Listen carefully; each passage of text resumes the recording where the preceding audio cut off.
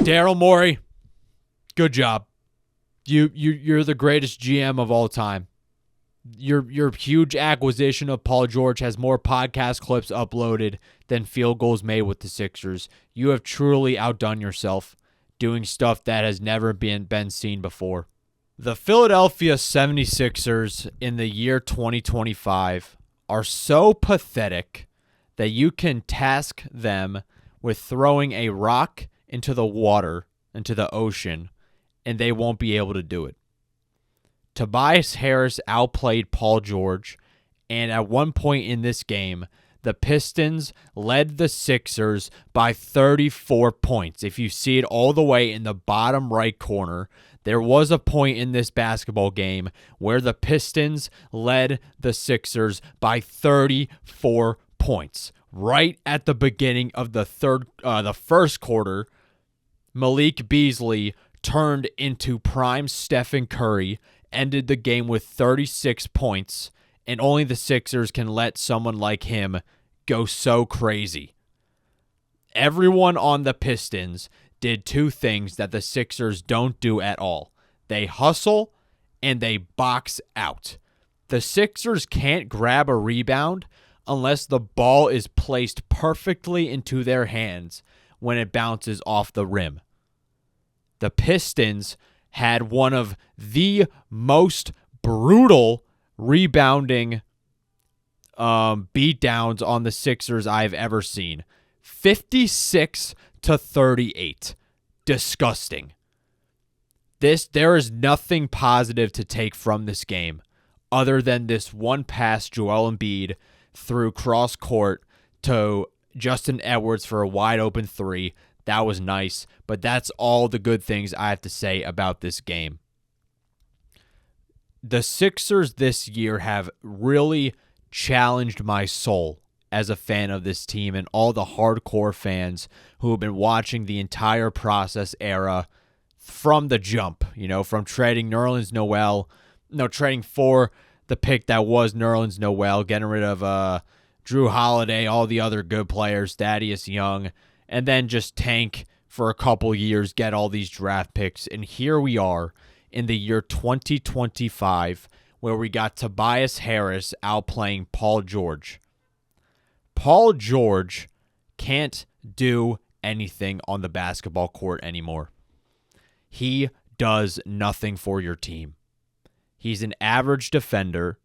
He does nothing offensively unless he has the ball in his hands, and he does some stupid isolation play and takes a contested mid-range shot.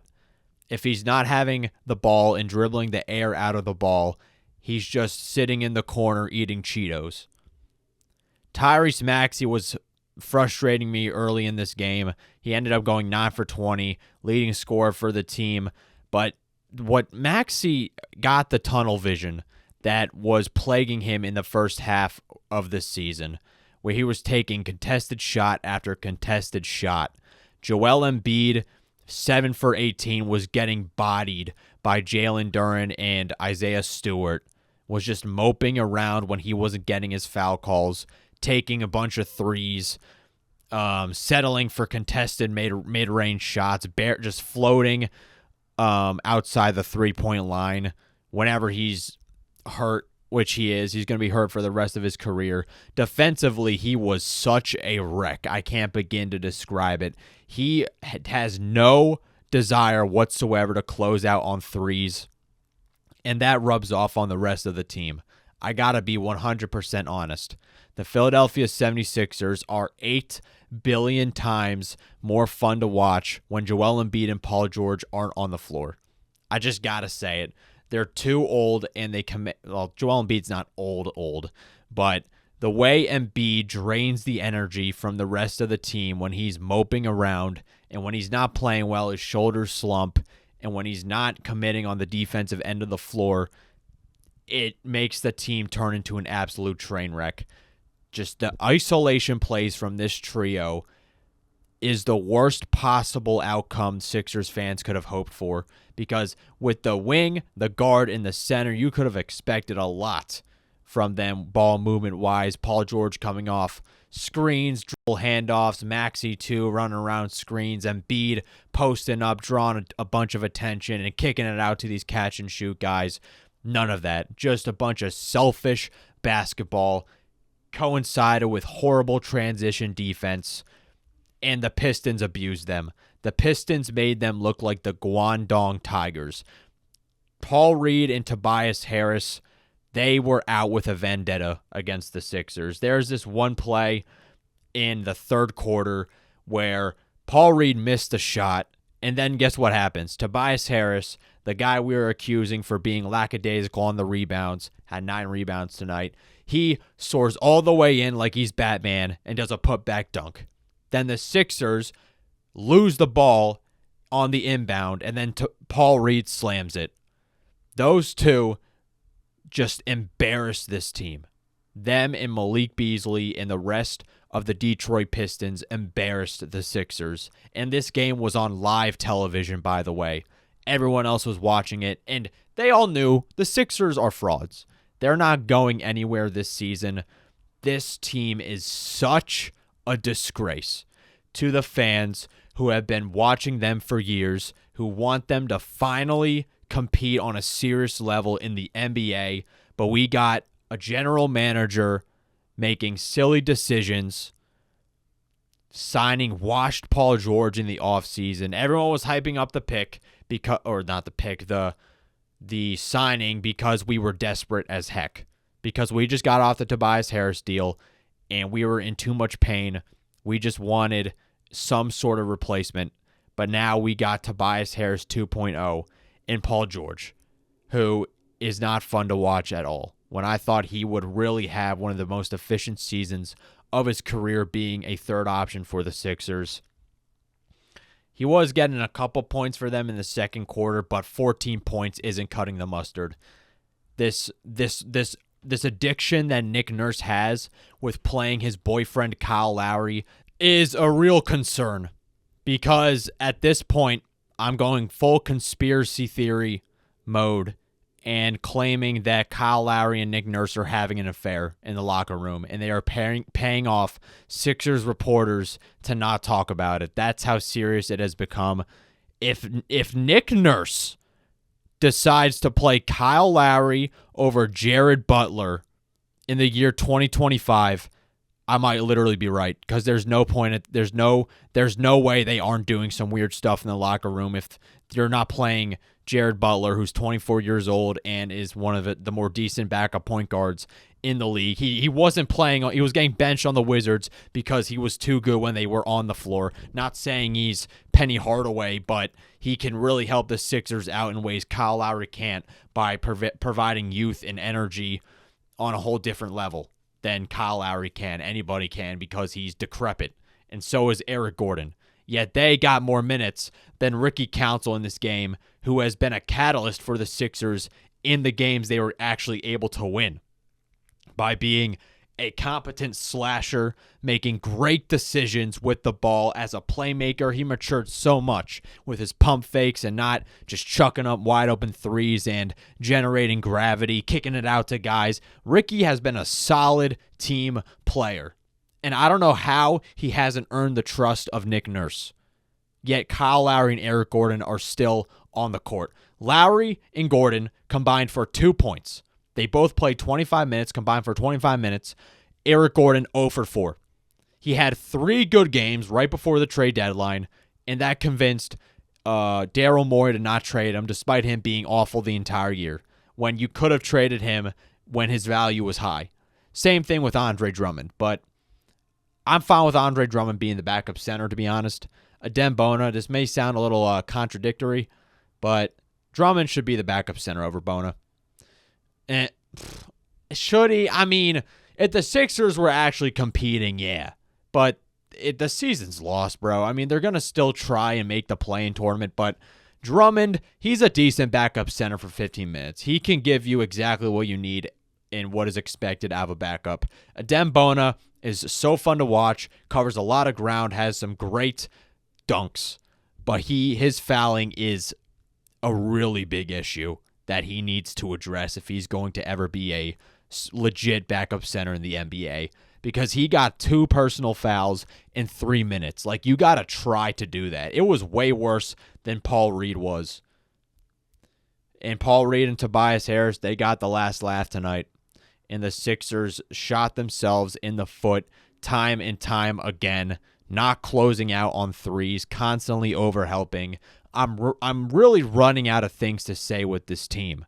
You know, I love watching the Sixers. I've been a diehard Sixers fan for over 10 years now. But this season is more dreadful than the 2020 year with Al Horford. Because with the Al Horford year, you knew right from the jump that it was not a good fit. That this season was a wash. And that it was clear to the front office that they had to get rid of Horford. The signing was a mistake. And Horford was a decent player. He just didn't fit on the Sixers, and you had to move on from him. They eventually did. And then they had a great season in 2021 before their collapse against the Atlanta Hawks. But the Sixers are going to keep running this core of Paul George and Tyrese Maxey and Joel Embiid into the ground because on paper, it's a good fit. And it's going to sell tickets when they eventually get healthy. Or at least that's what the management thinks, which I don't know. I don't know how long it's going to last for them until they decide that the fans are fed up. Because the ticket sales, bro, you could get some good deals, like for $2 getting Sixers games, watching Joel Embiid, PG, and Maxey. It's already been happening. Like, if you just go on any ticket seller, you will get some pretty good deals because nobody values the Sixers. In the city, Philly has always kind of been a baseball and football town, but there is a really big chunk of the city that enjoys watching the Sixers and herald guys like Allen Iverson, Dr. J, Moses Malone, dudes who put it all out on the floor night in and night out, and that's what Philly respects. And when Philly has a good basketball team, it's a magical experience in that arena. When the fans are really invested in a team and they actually believe that they can do something and that they can recognize that they are trying. But this Sixers team, they lost their soul. They look dead out there. They already look like they gave up. The amount of injuries that has happened to PG, Embiid, all the other role players this year has been unfortunate, but I don't think it's an excuse because the championship window is closing. It's pretty tight at this point. Like, the window is a couple centimeters away from closing because I don't know how you were expected to win with Paul George and Joel Embiid as the heads of your franchise. Yeah, you got Tyrese Maxey and Jared McCain. Sure. But you got the 2 most injury-prone players in the league making the majority of your salary cap. How the heck are you going to expect them to be reliable come playoff time? We can't even see them play back-to-back games. Joel Embiid said he won't play back-to-backs. Now he can't even play games when there's a rest day in between. And Embiid was not good tonight. He was not good. No matter what the box score says, if you watch this game, especially in the beginning, Embiid was not good. Just bricking shots, not looking at his other teammates when he was drawing double teams. Horrible. The real crown with Joel Embiid was on the defensive end of the floor. Didn't even try to close out at all. I could already feel myself repeating myself, but there really isn't left for me to say about the Sixers team other than they look soulless. And I need to bleach my eyeballs whenever I watch them play because Malik Beasley, he can stroke it. Pause. Tobias Harris, he gave the most effort that I've ever seen him play because he had a legit reason to play hard tonight. And that was to prove, I guess, the Sixers wrong or whatever, fans. Even though we know it's like Tobias, the damage he done to this organization will last forever. But I got to give him credit, man. I just got to call it how it is. Tobias Harris, he stepped up tonight and showed the Sixers that he was better than Paul George. And Paul George, he has no trade value, bro. I don't know how the Sixers are going to get out of this. This is worse than when they had Al Horford because I think Daryl Morey is going to be reluctant. I'm tweaking now to trade Paul George because of what can happen on paper. You know what I mean? He didn't even try to shop him in the craziest NBA trade deadline ever, where teams were more open to making big roster changes more than ever. This was the craziest NBA trade deadline in the history of the league. Yeah, Daryl Morey didn't even try to shop Paul George, who has been bad the entire year and is on a horrible contract. If there was a year to get Paul George out of this city, it was this one. So, damn. Like, the Sixers are on a different level of garbage that we really have not witnessed before in the process era. It just feels different. Just the level of dread that I sense with this team coming into every single game. It makes me, I want to feel hopeful that they're going to do something, that they're going to make a miracle playoff run, but we just got to be realistic. There's no way they're stacking up against the Cavaliers or the Celtics. Even the Knicks, like, they're going to beat them in 5 games easily. But, yeah, whatever. Can't tank for Cooper Flag. At least Daryl Morey, if there's one thing he did good with this trade deadline, was getting younger, committing to guys like Jared Butler and Quentin Grimes to build around Maxey McCain. So he and Bona, you know, Daryl Morey has been good at drafting and kind of making like moves to fill in the margins. It's just those big acquisitions. Well, I don't know, like the Harden deal, that was good. I like the Harden deal. But then you sign PJ Tucker, Daniel House. What? Yeah, I don't know. I mean, Daryl Morey is going to have one of those confusing legacies of a Sixers GM ever.